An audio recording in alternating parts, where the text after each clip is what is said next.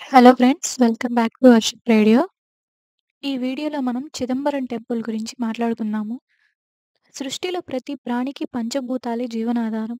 అంతటా నిండి ఉండే శివుడు ఆ పంచభూతాలు సైతం తానే అంటున్నాడు. పంచభూతాత్మక స్వరూపుడైన పరమశివుడు లింగ స్వరూపుడిగా 5 క్షేత్రాలలో వెలిశాడు.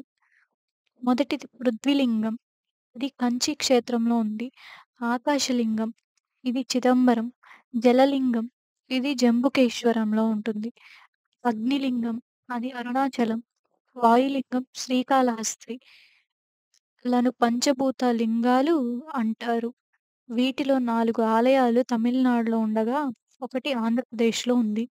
ఈ పంచభూత లింగాల్లో ఒకటైన చిదంబరం నుంచే వచ్చింది ఈ చిదంబర రహస్యం అనే మాట. చిదంబర రహస్యం అని ఎందుకంటారు? పంచభూత లింగాల్లో ఒకటైన ఆకాశలింగం తమిళనాడు చిదంబరంలో కొలువుతీరింది. చిత్ అంటే జ్ఞానం, అంబరం అంటే ఆకాశం.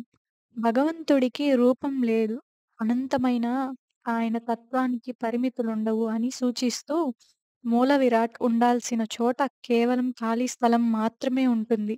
నిరాకారుడుగా ఉన్న స్వామికి ఇక్కడ పూజలు జరుపుతారు. పరమశివుడు ఆనంద తాండవం చేసిన ప్రాంతంగా ప్రసిద్ధి. అందుకే శివుడు నటరాజస్వామి రూపంలో ఇక్కడ కొలువై ఉంటాడు.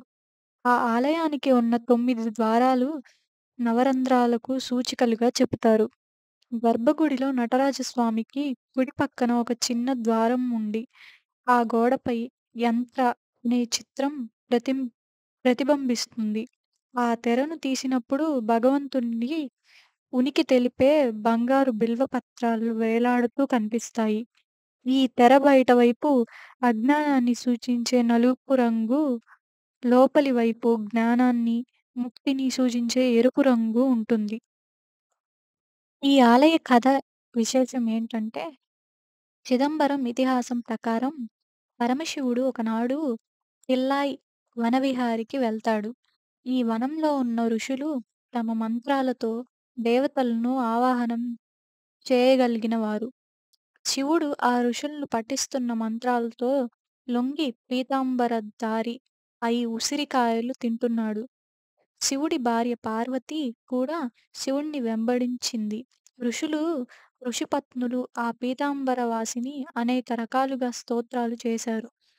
తమ భార్యలు ఇతర స్త్రీజనం మోహితులై ఉండడం చూసిన మునులు కోపోద్రిక్తులై తమ మంత్ర ప్రభావంతో ఎన్నో పాములను ఆవాహనం చేశారు.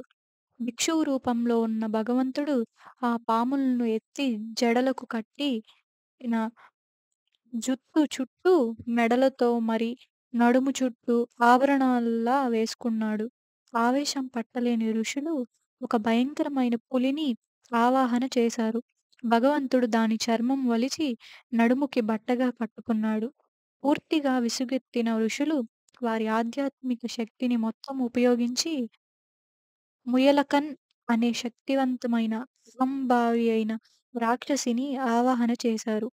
చిరుమందహాసం చిందిస్తూ భగవంతుడు ఆ రక్కసి వీపుపై కాలు మోపి దాన్ని నిశ్చలనం చేసి దివ్యమైన ఆనంద తాండవం చేసి తన అసలు రూపాన్ని చూపాడు.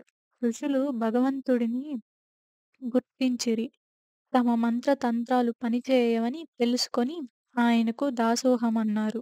ఇదే ఈ చిదంబర ఆలయం యొక్క కథ.